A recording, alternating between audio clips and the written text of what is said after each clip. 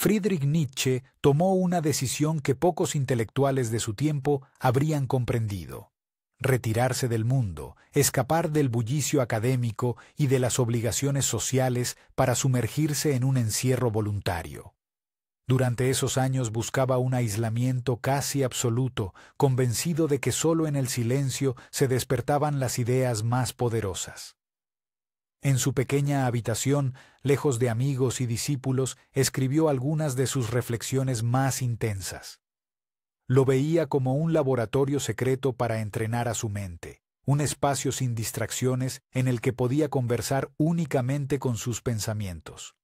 Su aislamiento no fue un capricho, fue una estrategia radical para alcanzar una claridad que, según él, el ruido social nunca permitiría.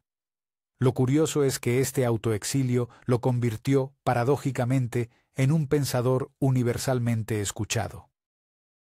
En Sils Maria, un diminuto pueblo en los Alpes suizos, Nietzsche buscó la soledad como otros buscarían el aire. Allí pasaba temporadas enteras escribiendo en cuadernos interminables. La montaña era su confidente, la cabaña su fortaleza, los paseos solitarios sus auténticas conversaciones. Quienes lo rodeaban apenas entendían ese hábito de aislarse, pues mientras otros filósofos debatían en salones universitarios, él prefería la quietud de los bosques y el sonido de las campanas lejanas. Ese retiro le permitió parir conceptos que desafiarían siglos enteros de historia del pensamiento. Es desconcertante imaginar que ideas como el eterno retorno o la voluntad de poder aparecieron precisamente allí, entre rocas, frío y un silencio al que Nietzsche llamaba cómplice. Fue un exilio creativo radical que nos muestra cómo la soledad puede transformarse en pólvora intelectual. Además de la montaña, Nietzsche convivió con una salud tambaleante, dolores de cabeza insoportables, problemas visuales casi ciegos y una fragilidad física que lo mantenía al límite. Esa debilidad empujaba aún más su necesidad de encierro. No solo era un aislamiento filosófico, también era médico, un intento de sobrevivir. Mientras otros huían de la enfermedad como algo destructor, él la convertía en fuente de profundidad. Decía que lo que no lo destruía lo hacía más fuerte, y lo vivía con una intensidad abrumadora. El dolor lo obligaba a escribir de manera breve, densa, como si cada palabra contuviera el peso de una vida completa. En ese sufrimiento físico, Nietzsche halló una creatividad visionaria, probando que el tormento no siempre mata al genio, a veces lo forma y lo moldea como fuego en hierro. Su reclusión no era completa desconexión social, pues Nietzsche mantenía correspondencia con figuras literarias de Europa. Sin embargo, esos intercambios eran breves, casi anticipo de un monólogo mayor. Escribía cartas como quien lanza botellas al mar, pero pasaba la mayor parte del tiempo dialogando consigo mismo en cuadernos privados. Los manuscritos iban acumulándose en pilas caóticas, muchos sin intención inmediata de publicación. Allí nacían ideas que luego se transformarían en libros que marcarían la filosofía moderna. Sorprendentemente, cuando esos textos salían a la luz, no eran recibidos con admiración generalizada, sino con desconcierto y rechazo. Nietzsche estaba convencido de que escribía no para sus contemporáneos, sino para un futuro aún distante, un mañana en el que quizá alguien se atrevería a escuchar la voz gestada en su encierro. El filósofo se vio a sí mismo como un ermitaño moderno. Mientras los antiguos se refugiaban en cuevas o templos, Nietzsche convirtió su habitación y sus caminatas solitarias en una especie de monasterio personal. No había rezos, pero sí un ascetismo intelectual que lo mantenía lejos de distracciones. Su alimento era mínimo, su rutina austera, sus días dedicados casi por completo a corregir textos. En esas jornadas silenciosas nacieron frases lapidarias y críticas feroces contra la religión, la moral y la cultura de masas. El mundo exterior le resultaba poco más que un ruido confuso del que necesitaba escapar. Esa renuncia radical revela hasta qué punto la creatividad puede nutrirse de un aislamiento extremo, como si cada instante de quietud amplificara su capacidad para pensar lo impensable. Nietzsche se comparaba con un volcán en estado latente. Desde fuera parecía un hombre en reposo, aislado y débil, pero en su interior estaba acumulando energía descomunal. Cada día de encierro era como una presión que se cargaba más y más, esperando estallar en forma de frases explosivas. Así aparecieron sentencias que aún hoy resuenan con fuerza, como sus críticas al espíritu gregario o su anuncio de la muerte de Dios. La paradoja es evidente. Un hombre aparentemente apartado del mundo terminó redefiniendo cómo pensamos el mundo. Lo que parecía una fuga era en realidad un proceso de recarga, un modo de encender visiones que siglos de tradición mantenían apagadas. Su escritura no busca describir suavemente, busca golpear con fuerza contundente. Las caminatas solitarias eran parte central de su método. Pasaba horas recorriendo senderos alpinos, murmurando ideas, gesticulando, como si discutiera con fantasmas invisibles. No escribía en ese momento, pero gestaba uno de los ejercicios mentales más intensos de su tiempo.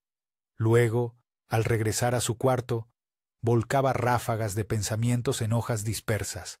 Era un estilo desordenado, pero justamente en ese caos se encontraban joyas que hoy se leen como sentencias proféticas.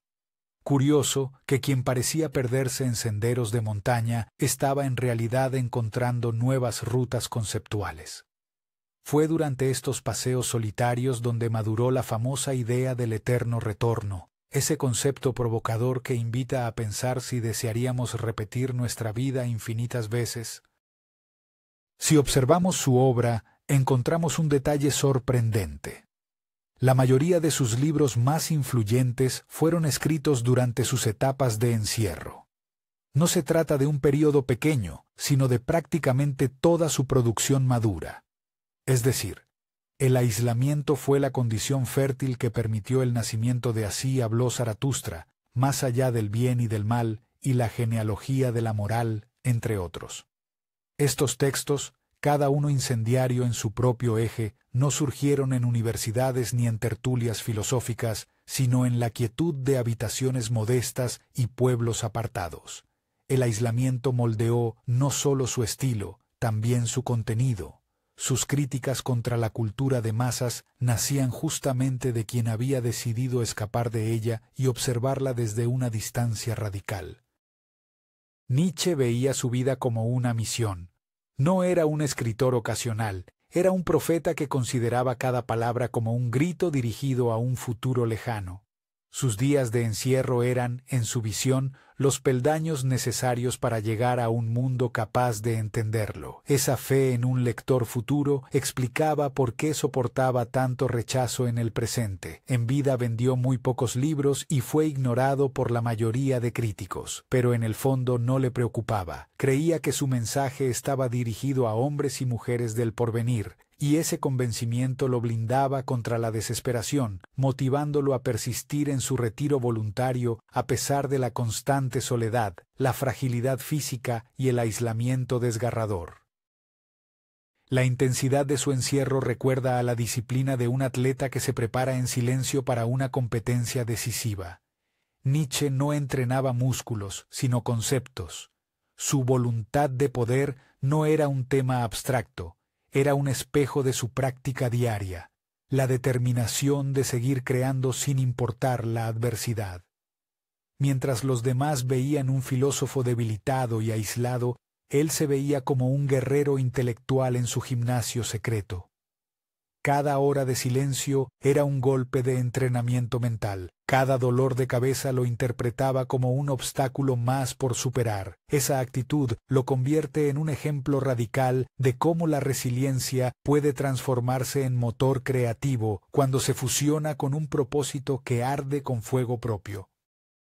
Lo fascinante es que su encierro no significaba aburrimiento. Nietzsche estaba acompañado de una mente inagotable que desplegaba mundos enteros en el papel. Se trataba de un viaje interior más vasto que cualquier viaje físico. En un cuarto pequeño podía recorrer civilizaciones enteras, dinamitar religiones, proponer filosofías jamás exploradas.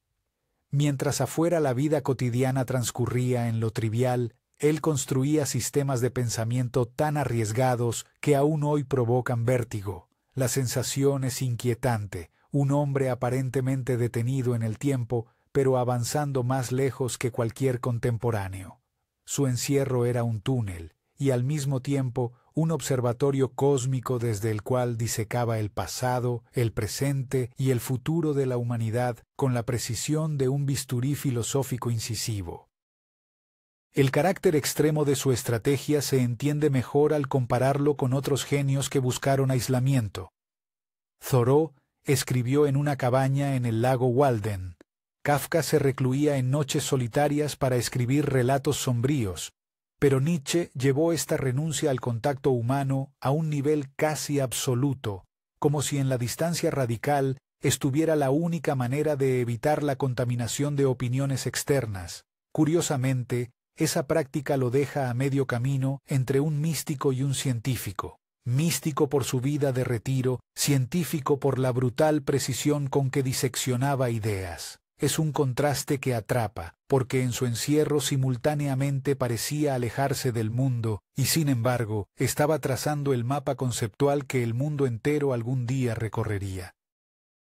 Es imposible olvidar que este camino tuvo un desenlace trágico. El exceso de esfuerzo mental y su salud frágil lo llevaron finalmente a un colapso. Tras perder la razón, Nietzsche fue cuidado por su madre y después por su hermana en otro encierro, esta vez no voluntario. Lo impactante es que, cuando su mente se apagó, recién comenzaba a despertar el interés mundial por sus libros. Mientras él permanecía en silencio absoluto, sus palabras empezaban a recorrer Europa. El hombre que había elegido aislarse ahora era encerrado por la fuerza de la enfermedad, y, paradójicamente, solo entonces su filosofía comenzó a expandirse, probando que la semilla plantada en la reclusión tardía florecía con fuerza cuando su creador ya no podía presenciarlo.